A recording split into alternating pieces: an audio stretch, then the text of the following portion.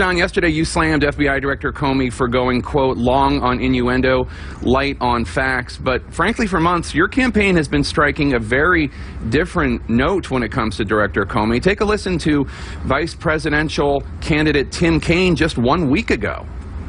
What I do know is this, that there was an extensive, as you know, Brett, investigation by the FBI under the direction of a wonderful and tough career public servant, Jim Comey. Jim was in the U.S. Attorney's Office in the Eastern District of Virginia when I was the mayor of Richmond, and he's somebody with the highest standards of integrity. Highest standards of integrity, wonderful, tough, career public servant. How do you use those words and then call his actions on Friday into question? Well, Jake, look, this was an unprecedented action. It broke with a policy of Democratic and Republican Justice Departments. It was done over the advice of senior Justice Department officials. And, you know, I think that the Justice Department has had a long tradition of not interfering in election, coming 11 days before the election. As I said yesterday, it was long on innuendo, short on facts. So we're calling on Mr. Comey to come forward and explain what's at issue here. You know, so far there's no charge of wrongdoing. There's no charge even that Hillary and the reporting that backs it up, coming from anonymous law enforcement sources, indicates it may not be about her server. It may not be about her at all. So I think this is something that has been tossed into the middle of a campaign. We would have preferred that that not happen, but now that it has happened, Mr. Comey really needs to come forward and explain why he took this unprecedented step, particularly when he said himself in the letter to the Hill that these may not even be significant. Well, he said that it was pertinent to the investigation. And here's the world according to James Comey's perspective. FBI agents are investigating the husband of one of Hillary Clinton's top aides for allegedly sending illicit material to an underage girl. In the course of that, they stumble upon emails that seem to be relevant to the other investigation, the Clinton investigation. Suddenly, Comey finds that his sworn statement from September that the FBI had completed its review was no longer true. They had more materials. Now, Clinton didn't follow protocols when she started her email server. Huma Abedin didn't turn over that computer. Weiner was doing what he was doing. And you and the Clinton campaign seem to be blaming Comey for being transparent with Congress. What was he supposed to do? Well, look, Jake, I think he should have done, in my view, and in the view of many senior people in both Democratic and Republican administrations. 2 deputy attorney generals from the Bush administration have already come out. He should have taken further steps. Yahoo News reported last night that they haven't even looked at the contents of these. So to throw this in the middle of the campaign, 11 days out, just seemed to break with precedent and be inappropriate at this stage. If they're not significant, they're not significant. So he might have taken the first step of actually having looked at them before he did this in the middle of the presidential campaign so close to the voting. But it's not that they haven't read any of them. Obviously, the FBI agents who stumbled upon them read some of them and determined them to be pertinent, and then realized they didn't have. Do you know that? That's according to the report. That's according to.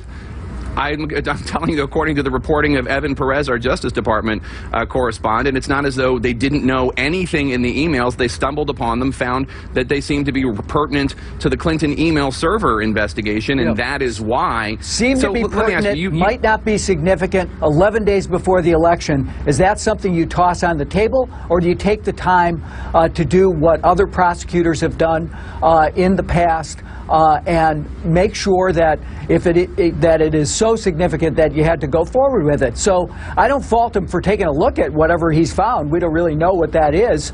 But at this stage, having taken this step, then he at least ought to explain, you know, if he thinks they're significant or not significant, let's let him come forward and say why. So as part of this Judicial Watch lawsuit, Huma Abedin had to testify under oath, and she said, quote, "I looked for all the devices that may have had any of my State Department work on it and returned, gave them to my attorneys for them to review for all relevant documents, and gave them devices and paper." Obviously, this other computer was not included in that group. Have you asked Huma Abedin why she did not turn over this computer that is now being reviewed by the FBI? Look, I think Huma's been completely cooperative with the authorities, and they've recognized that. She's worked with her attorneys to turn over relevant material, but we don't know what this is all about, really. So it's very hard. But John, she hasn't been completely cooperative if she didn't turn over every device that had State Department emails on them, and this one computer did. I think it's clear that she complied to the best of her ability, turned everything over that she had in her possession. I don't know anything more than the speculation that's running wild in the press now about what this is about. I've talked to her. Have you talked to her? Have you asked Huma Abedin what is on the computer and why she didn't turn it over when she said she had divided all the devices? We don't know what computer Mr. Comey is talking about. You're assuming a lot of facts that we don't know.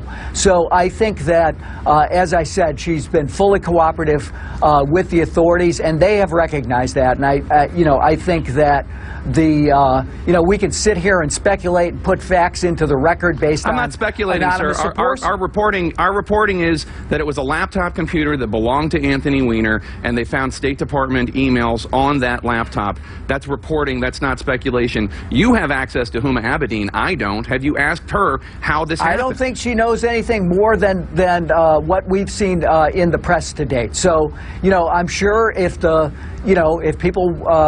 If proper authorities want to ask her questions, they'll ask her questions, but she's been fully cooperative in this investigation.